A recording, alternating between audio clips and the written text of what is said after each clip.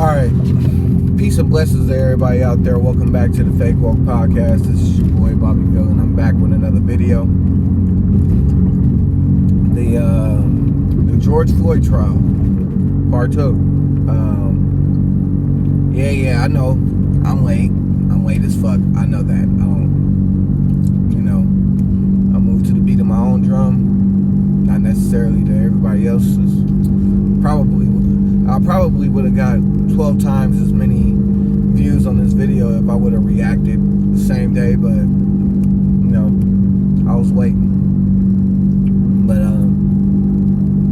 the trial, the verdict, Derek Chauvin has been convicted of all 3 counts of second, third degree murder and manslaughter.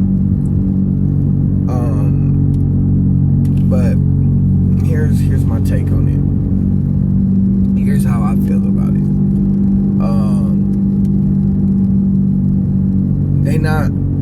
All 3's not gonna stick. All 3's not gonna stick. They still gotta go through sentencing, and it still can be appealed. The verdict can still be overturned. I don't think they're gonna get them with second and third. I think third is like reckless endangerment when it comes to like murder, so like drive-bys and shit like that, shooting into crowds aimlessly, like aiming for people and just shooting. So I don't think third degree gonna stick. Second might stick. Manslaughter for sure is gonna stick for the most part, but when it comes straight down to it, the verdict can still be overturned, man. It could be overturned. They set it up to where it could be overturned. Now, am I gonna lie by saying I knew he was gonna be convicted? I didn't know. To be honest, I thought it looked like he was about to get off. In my opinion, it looked like he was about to get off. I thought he was getting off, bro. Because how they was playing it, to where give y'all a little bit of better lighting, but they was playing it to where they was playing off the fact that he was a drug addict and all this other stuff. So it looked like he had a chance of getting off. But me looking deeper into the trial and looking at how the state set it up, the state wanted him convicted, for sure. The state of Minnesota wanted him convicted. And the reason why I say that is, if they didn't want that man convicted, they wouldn't had like 7 prosecutors on one fucking case going against one defense attorney. That's how it was set up. It was like 7 prosecutors on that one case versus one defense attorney. Like, the state was really trying to get that man. And like, I understand why, because like, if they didn't convict that officer right after that boy got killed during the trial, you got to remember they was holding trial while that boy Dante Wright was murdered by that one police officer. I forgot her name. If they didn't convict this man of the murder of George Floyd, that whole city was gonna burn.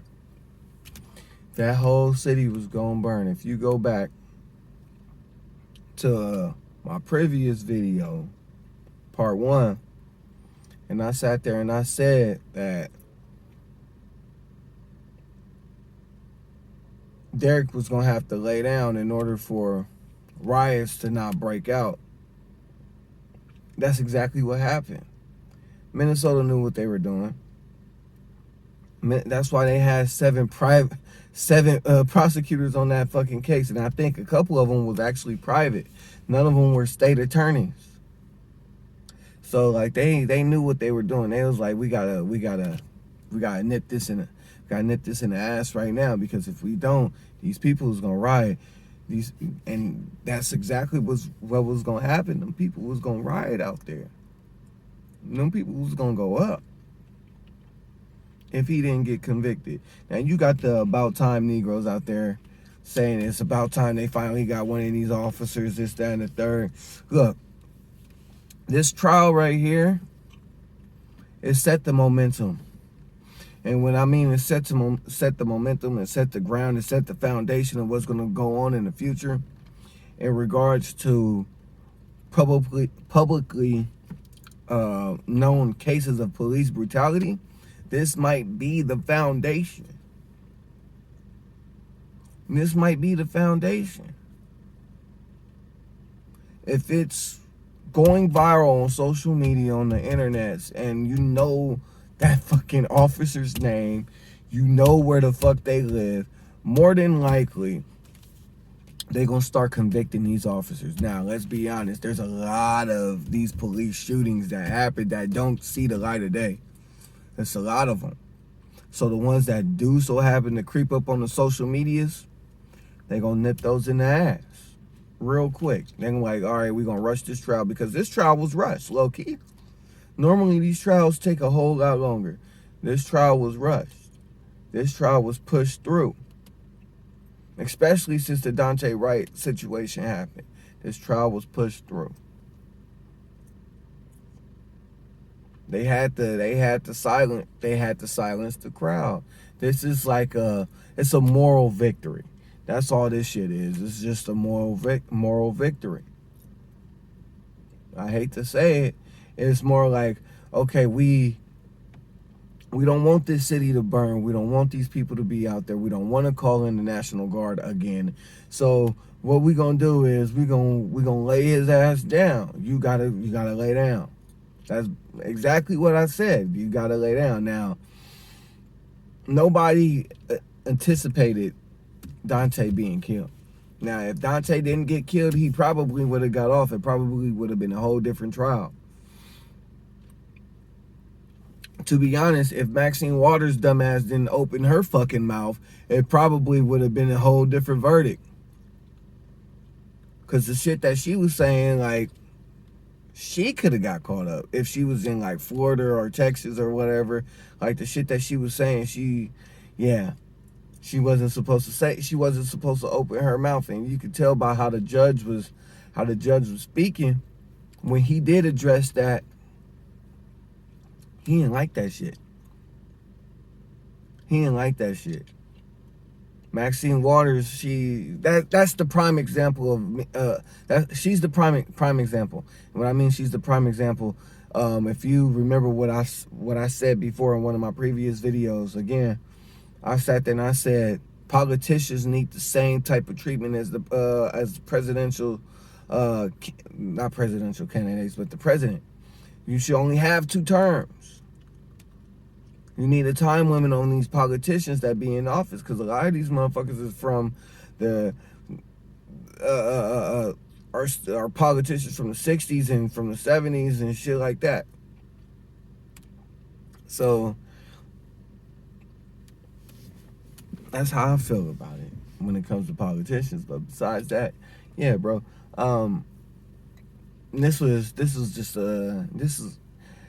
The verdict was just to pacify the people.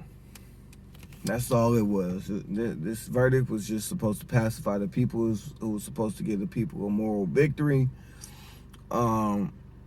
just to keep black people quiet. But then next thing you know, that little girl, I forgot her name, she was murdered. She was shot and killed. And I don't even know the story behind that. But I just thought that was fucking strange that the verdict comes out and then hours later that little girl is killed and that shit go viral too. So it's a lot. It's a lot of black trauma going on on social media, and I get tired of seeing it. It's a lot of black trauma. I'm gonna make a video about that. It's a whole lot of black trauma. For the most part, be on the lookout for the verdict to be overturned. And let's do better. Let's stop retweeting black trauma. Let's stop participating in black trauma. Let's stop using black trauma as entertainment. We need to be more positive. We need to be more positive. And you got one more thing. I got about like 5 more minutes. I'm gonna go ahead and touch on this. Since that shooting of that little girl, that 15-year-old girl, I don't know her name. I forgot her name. On social media, you see a lot of people posting, well, white people are murdered by the police more than black people, this, that, and the third. And I'm like, okay, yeah, that is true. But you have to understand what else is true. They outnumber us. They're the majority. White people are the majority in America. So yes, they will be murdered their numbers when it comes to police shootings will be higher than ours. But you have to understand, being 13 to 14% of the population of a country, and people that look like you are being murdered more frequently than the opposing side, it looks a little more fucked up. We're only 14% of the population, so us being such a small percent of the fucking population, and then us being murdered by the police, it's for a fact that looks way worse than the majority being murdered by the police. Does that make sense? So the fact that y'all have the numbers when it comes to the majority, y'all will have more deaths when it comes to fucking police, when it comes to police shootings. Y'all will have more deaths. Y'all will. But the fact is that we're 14% of the population. So it looks way worse because we're a smaller percent of the population. You have to understand that. And then on top of that, why this system was set up in the first place was to keep people like us in line. Like, let's be honest. It was to keep people like us in line, to catch us slipping, just so they could throw us back where we were at in the beginning. But besides that, I'm not here to, how can I say it, to put one side against one another. I'm not here to make people to play into people's egos, to say this side is right, this side is right. Nah, here's the thing. People are comparing their trauma to one another. That's what it is. You see a lot of comparing of trauma. White people or black people out here, black people out here trying to get their trauma seen. It's like, okay, we've been mistreated for so fucking long. Y'all need to see this, but here come the other side sitting there talking about, well, we've been mistreated too, blah, blah, blah, whatever. So that's how I feel about it. I feel like two sides are trying to compare their trauma to one another. Well, we've been getting killed by the police for this long. Well, we've been getting killed by the police too. It's not just y'all. That's what it is. Y'all out here trying to compare trauma to one another instead of trying to fix the problem. The problem is the fact that this system was predicated on fucking people up, especially minorities, melanated people. It was really designed to fuck up the melanated people and fuck up the poor in general and keep the poor in check. But I don't know. What do I know? I'm just a nigga wearing a Goku hoodie, right? and the Malcolm X app. But I'll catch y'all later.